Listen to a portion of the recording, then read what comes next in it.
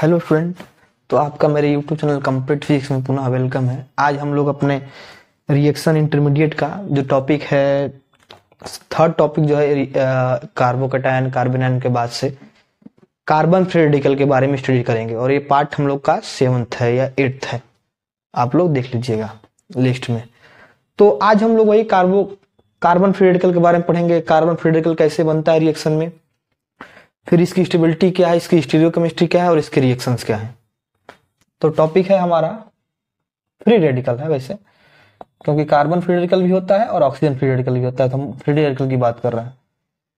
Chlorine free radical भी होते हैं, लेकिन हमको केवल पढ़ना है यही, कार्बन फ्री रेडिकल की बात की जाए। ठीक है, तो free radicals are the reactive intermediates, ठीक है, इन विच अनशेयर्ड इलेक्ट्रॉन जो होते हैं, एक केवल इलेक्ट्रॉन होता है उस पे, पेयर में नहीं होता है।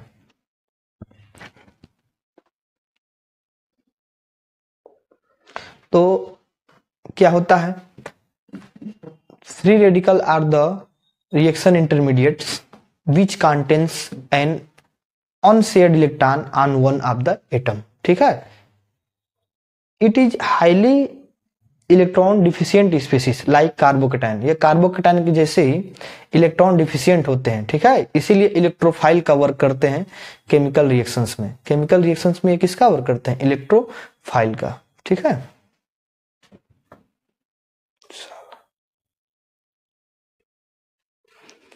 तो हम लोग पढ़ेंगे तो कैसे बनते हैं। तो बाई होमोलिटिक क्लीवेज, अगर ए बी है तो ए यहाँ गया और एक यहाँ गया, इसे हम लोग बोलते हैं होमोलिटिक क्लीवेज, होमोलिटिक फिजन बोलते हैं। तो यहाँ पे बन गया आपका फ्री रेडिकल। ठीक है, तो किसी केमिकल रिएक्शन में सामान्यतः कार्बन फ्री रेडिकल की चांसेस ज्यादा होते हैं। तो कार्बन फ्री रेडिकल 3 टाइप के हो जाएंगे। ये हो गया एक, ये हो गया एक, और एक हो गया alkyl free radical, vinyl free radical और एसिटिलिनिक फ्री रेडिकल। ठीक है, तो कार्बन फ्री रेडिकल में क्या होता है, एक अनशेयर्ड इलेक्ट्रॉन जो होता है 3 कोवलेंट बॉन्ड होते हैं। ठीक है, कितने कोवलेंट बॉन्ड होते हैं, 3, यानी 6 शेयर्ड इलेक्ट्रॉन के साथ, 6 कोवलेंट इलेक्ट्रॉन के साथ एक अनशेयर्ड इलेक्ट्रॉन होगा कार्बन के ऊपर, तो उसे हम लोग कहेंगे कार्बन फ्री रेडिकल। ठीक है, अब ऑक्सीजन फ्री रेडिकल भी होता है, लेकिन ऑक्सीजन फ्री रेडिकल में क्या होता है, उसमें थोड़ा सा कार्बन से अलग है। इसमें 4 लोन पेयर पे एडिशन के रूप में एक अनशेयर्ड इलेक्ट्रॉन होता है। ठीक है, जैसे RO, तो ये तो लोन पेयर है, इसके पेयर टर्म होगा, और ये होगा उसका एक। ठीक है, यह है एल्कोक्सी रेडिकल, एल्कोक्सी रेडिकल।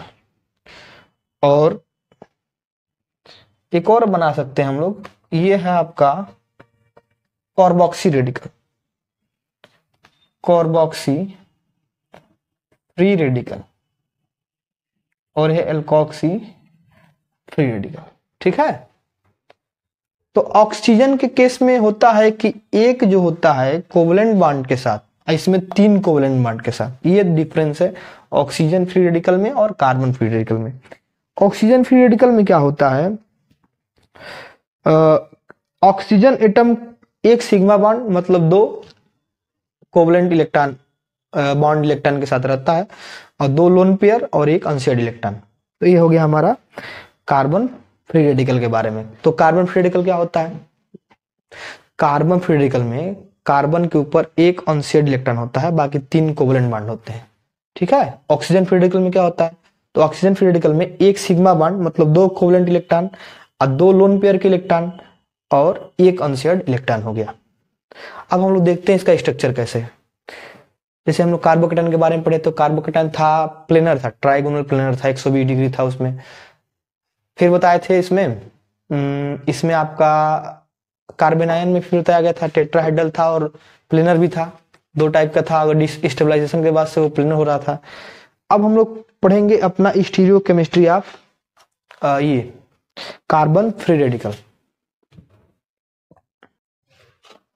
तो चूंकि इसमें एक अनपेयर्ड इलेक्ट्रॉन है, इसीलिए ये जो होते हैं आपके कार्बन फ्री रेडिकल वो ईएसआर एक्टिव होते हैं। ठीक है, ईएसआर इलेक्ट्रॉन रेजोनेंस स्पेक्ट्रोस्कोपी में ये एक्टिव होते हैं, इनके बैंड्स दिखाई देते हैं और ये पैरामैग्नेटिक होते हैं। ठीक है, तो अनशेयर्ड इलेक्ट्रॉन होने के कारण, अनपेयर्ड इलेक्ट्रॉन होने के कारण, अयुग्मित इलेक्ट्रॉन होने के कारण ये जो होते हैं पैरामैग्नेटिक होते हैं और ईएसआर एक्टिव होते हैं, पहली बात।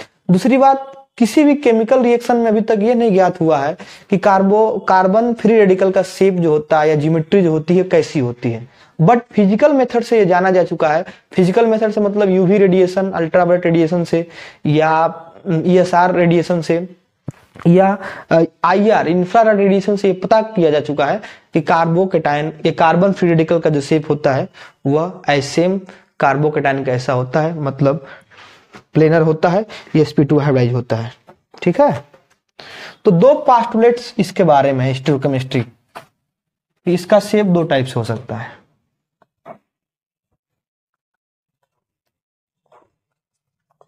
पहला पास्टुलेट्स है और दूसरा पास्टुलेट्स है। पहला पास्टुलेट है कि जो कार्बन है ये हमारा है sp2 हाइब्रिडाइज। ठीक है, और दूसरा है यह है sp3 हाइब्रिडाइज। थ्योरी क्या है कि sp2 है तो आपका प्लेनर होगा। ठीक है, और ये क्या होगा, टेट्राहेड्रल टाइप का होगा कुछ। इसमें इसका शेप कैसे है कि कार्बन है, ये हो गया, और ये जो अनहाइब्रिडाइज p ऑर्बिटल होगा, एक s3p, तो अनहाइब्रिडाइज p ऑर्बिटल में यह अनशेयर्ड इलेक्ट्रॉन है। ठीक है, बाकी sp2 का जो है ऐसे शेप होता है, तो ये हाइड्रोजन जो जुड़ा होगा वो बॉन्ड बना लिया होगा इसके साथ, ऐसे हाइड्रोजन का चाहे जो भी कोई एटम होगा तो उसके साथ ये बॉन्ड बना लिया होगा। थोड़ा इसको सही से बना दिया जाए।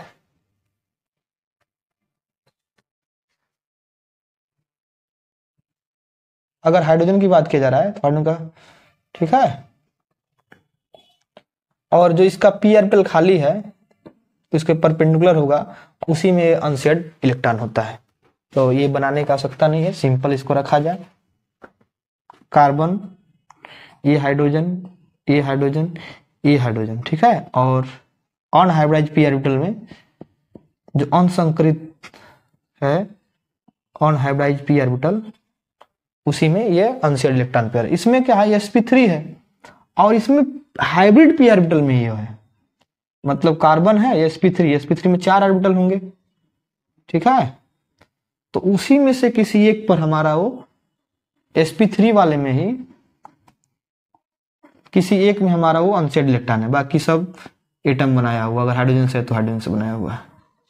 ठीक है, तो इसीलिए एक प्लेन से बाहर, एक प्लेन के अंदर, एक प्लेन पे, और कार्बन यहाँ पे वो p ऑर्बिटल, उसी में वो अनशेयर्ड इलेक्ट्रॉन है, बाकी हाइड्रोजन से एक या पीछे एक प्लेन पे, ऐसे स्ट्रक्चर ये है सेकेंड भी। लेकिन कोई केमिकल रिएक्शन में ये पुष्टि नहीं हुआ है कि ये हुआ है, लेकिन बाय फिजिकल मेथड यह पता लगाया जा चुका है कि ये जो है ये इसका शेप सही है। ठीक है, तो ये थ्योरी गलत मानी जाती है और ये थ्योरी इसका सही है।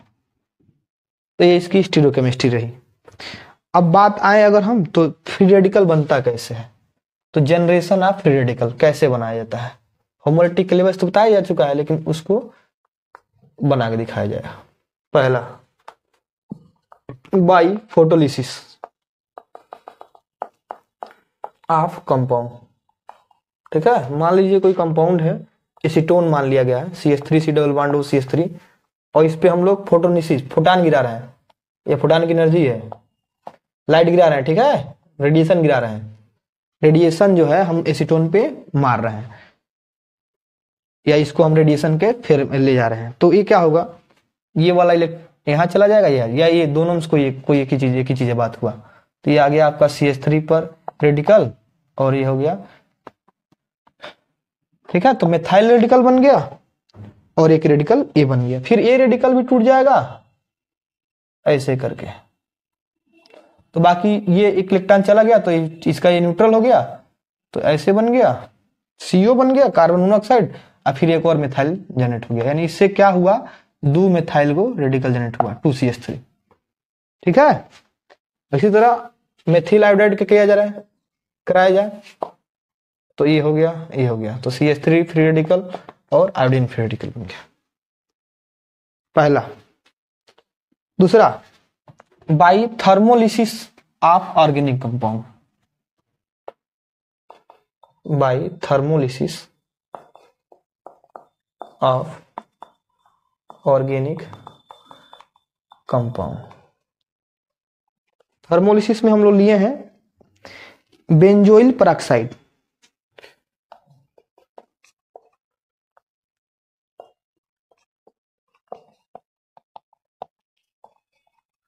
यह बेंजोइल पेरोक्साइड जो आपको हम पढ़ाए थे एंटी मार्कोनिकॉफ रूल, जिसमें किसी एल्किन पर, अनसिमेट्रिकल एल्किन पर HBr का एडिशन कराया जाता है, तो उसमें बेंजोइल पेरोक्साइड लिया था एंटी मार्कोनिकॉफ के रूल में। ठीक है, तो ये कैसे होता है, तो जब इसका हम हीट कराते हैं, गर्म करते हैं, 70 डिग्री गर्म किया जाता है, तो सबसे पहले ये वाला बॉन्ड टूटता है। ठीक है, ऑक्सीजन वाला, ये हो गया आपका C6H5, फिर डबल बॉन्ड O पे A, और फिर ये टूट गया आपका O पर A और C डबल बॉन्ड O। दोनों चीज सेम है, तो इसको ऐसे लिख सकते हैं 2C6H5 C double bond O पे। ठीक है, फिर इसके बाद से क्या होता है, फिर इसके बाद से CO2 निकल जाता है, तो ये वाला न्यूट्रल हो जाता है, यहाँ डबल बॉन्ड हो जाता है, और ये ऑलरेडी हो गया। यहाँ पे फिर होता है वही, इसको ऐसे एक्सप्लेन किया जाए, ये ऐसे गया, ऐसे गया, तो ये इलेक्ट्रॉन यहाँ जाएगा, तो ये मिलकर डबल बॉन्ड बना लिया और ये निकल गया। ठीक है, फेनाइल रेडिकल बन गया। एक और एग्जांपल देखा जाए, एक बहुत इंपॉर्टेंट है जिसका नाम है AIBN, जिसका नाम है AIBN, azo isobutyl nitrile, azo isobutyl nitrile. तो एजो ग्रुप मतलब 2 नाइट्रोजन, एजो ग्रुप मतलब 2 नाइट्रोजन, तो 2 नाइट्रोजन से आइसोब्यूटिल 4 कार्बन। ठीक है,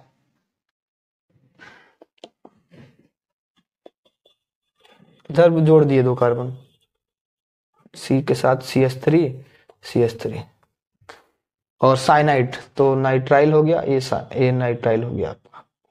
तो ये कंपाउंड का नाम है एजो आइसोब्यूटिल नाइट्राइल।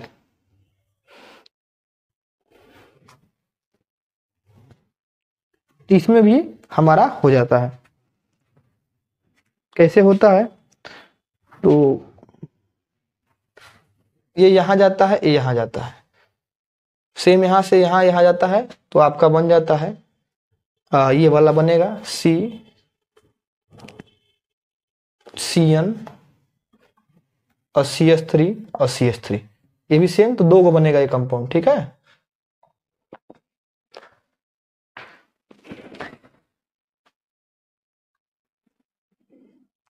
ये जो होते हैं फ्री रेडिकल चेन रिएक्शन जो होता है उसको ट्रिगर करते हैं। ठीक है, ये आगे आपको बहुत इंपॉर्टेंट होगा।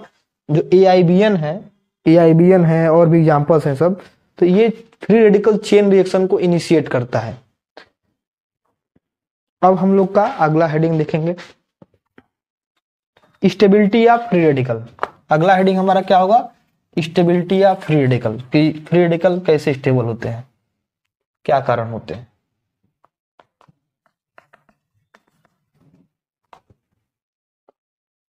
तो हम शुरू में ही आपको बताए थे कि जो ये कार्बोकेटायन होते हैं बिहेव करते हैं, कार्बन फ्री रेडिकल जो होता है बिहेव करता है एज कार्बोकेटायन, क्योंकि वो भी इलेक्ट्रॉन डिफिशिएंट है, ये भी इलेक्ट्रॉन डिफिशिएंट है, और किसी रिएक्शन में इलेक्ट्रोफाइल के रूप में वर्क होता है, यानी इस पे इलेक्ट्रॉन की कमी है, मतलब इसको इलेक्ट्रॉन चाहिए, तो अगर इलेक्ट्रॉन डोनेटिंग ग्रुप लगा रहे हैं तो इसकी स्टेबिलिटी बढ़ेगी।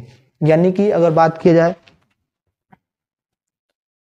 तो इस पर इलेक्ट्रॉन डोनेटिंग ग्रुप लगा दिया गया CH3 इस पे 2 ही लगाया गया, CH3 और CH3, और एक H लगा दिया गया, फिर CH3 और 2 H लगा दिया गया, फिर कुछ नहीं। ठीक है, केवल हाइड्रोजन, तो इसमें ये इलेक्ट्रॉन दे रहा है, इसको इलेक्ट्रॉन चाहिए, क्योंकि ये जो है इलेक्ट्रॉन डिफिशियंट है, इलेक्ट्रॉन की कमी है, इसके पास कमी है, तो इसको इलेक्ट्रॉन चाहिए, तो 3 लोग इलेक्ट्रॉन दे रहे हैं, खुश है मतलब स्टेबल है, तो ये ज्यादा स्टेबल होगा।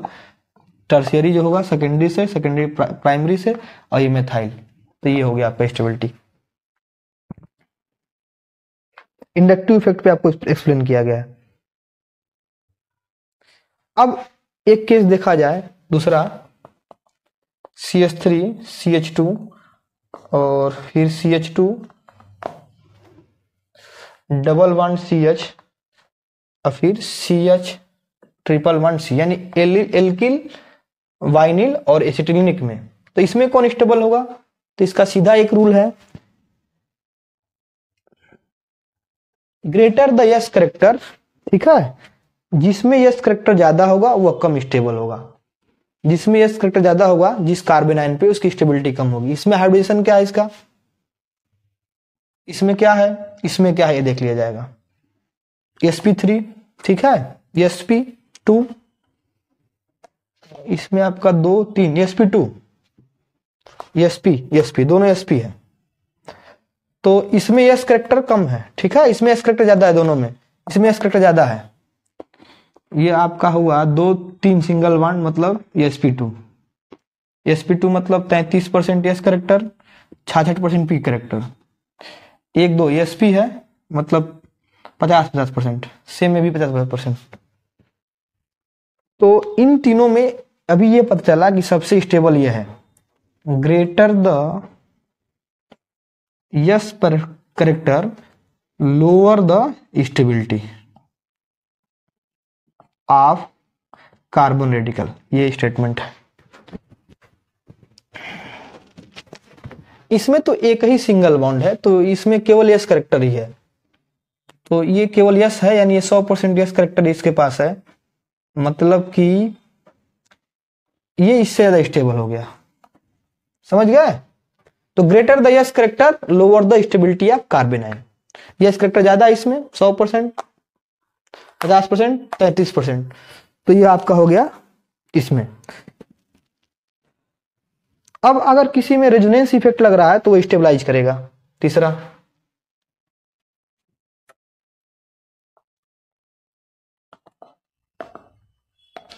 तो ये अगर मान लीजिए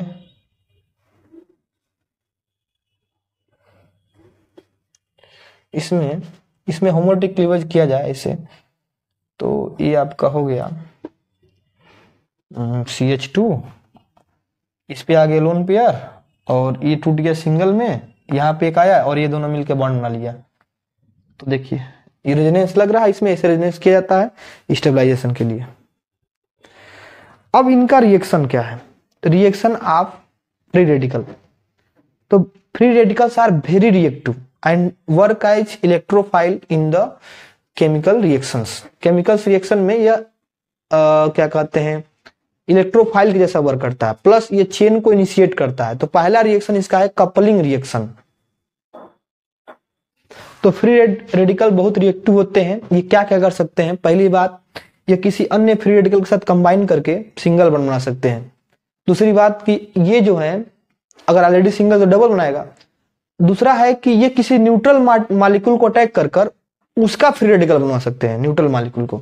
तो पहला है कपलिंग रिएक्शन और दूसरा है डिस्प्रोपोर्शनल रिएक्शन। तो कपलिंग रिएक्शन देख रहे हैं हम लोग अभी।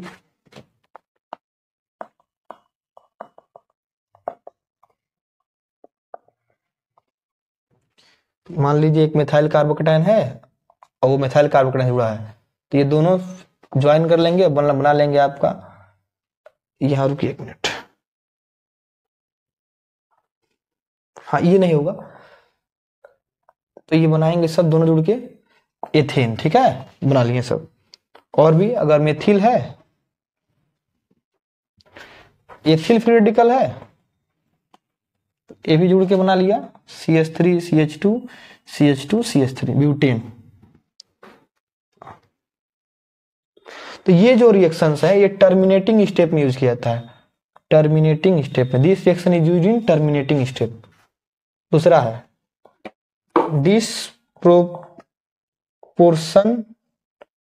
Proportion reaction. तो हाइयर टेम्परेचर पे जो एल्किल रेडिकल होते हैं वो डिस्प्रोपोर्शन रिएक्शन करते हैं। हाइयर टेम्परेचर पे जो एल्किल रेडिकल है, ये भी जो ये एल्किल रेडिकल है, कैसे करते हैं देखिए।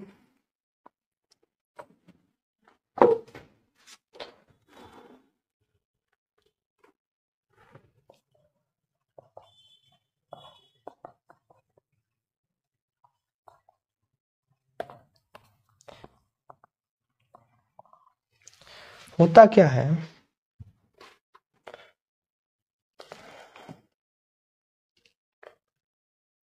इसका हाइड्रोजन जो है वो निकल जाता है और यहां चला जाता है हाइड्रोजन फ्री रेडिकल के रूप में।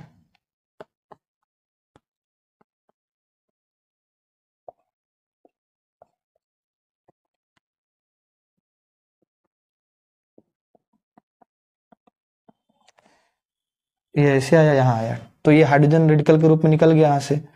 तो हाइड्रोजन रेडिकल के रूप में निकला तो यहाँ पे रेडिकल आ गया, तो ये रेडिकल रेडिकल मिलके बना लिया डबल बॉन्ड, ठीक है। और ये हाइड्रोजन रेडिकल इसके साथ आके कंबाइन हो गया, तो यानी यहाँ पे आपका बन गया ऐसे, समझ आया। तो छोड़ दे रहे हैं जैसे था वैसे, इसको बना दे रहे हैं।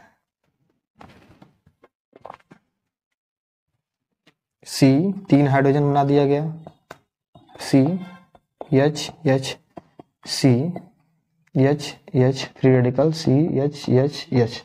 तो ये हाइड्रोजन ऐसे टूटेगा, यहां से बनेगा हाइड्रोजन फ्री रेडिकल और कार्बन फ्री रेडिकल। तो कार्बन और कार्बन बीच डबल बॉन्ड, यानी बन गया आपका CH2 डबल बॉन्ड CH2। और ये हाइड्रोजन रेडिकल इस मॉलिक्यूल पर अटैक कर दिया तो ये बना लिया एथेन, ठीक है। तो एथेन और एथीन बना है, एथेन और एथीन, इसी को हम लोग बोलते हैं डिस्प्रोपोर्शन रिएक्शन।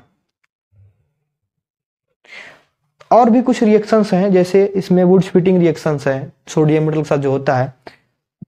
कोल्बे इलेक्ट्रोलिसिस है, क्लास 12th में पढ़ना है कोल्बे इलेक्ट्रोलिसिस। और ये कहते हैं वुड स्प्लिटिंग है, गोम्बर्ग रिएक्शन है, सेंडमायर रिएक्शन है, ये सब क्लास 12th में पढ़ना है हमको।